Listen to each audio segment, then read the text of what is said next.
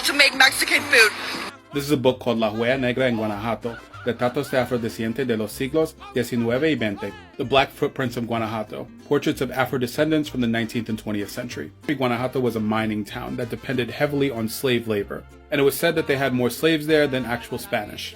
Even though Mexico didn't get rid of slavery until 1829, there were a lot of ways for people to get their freedom, either by purchasing it or running away. And these are Guanajuato children of African descent. And a lot of the freed and enslaved African people were able to intermarry with indigenous people as well. It got to the point when the Spanish crown was doing their census, the census taker just threw up his hands because he didn't know how to classify people.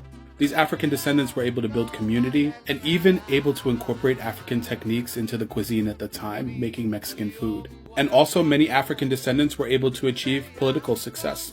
This is Pio de Jesus Pico. He was the last governor of California before it was ceded over to the United States. He was also of African and indigenous descent. And we can't forget about Gaspar Yanga, an African man who resisted Spanish colonial rule so long and so much that they gave up and allowed him to have self-rule. You might also say she's talking about African American, but you have to remember that Mexico opened their doors to runaway slaves when they abolished slavery. And even today, there's a group called the Moscogos. They celebrate every traditional Mexican holiday and even celebrate Juneteenth. So si tu ta puta racista, just say that.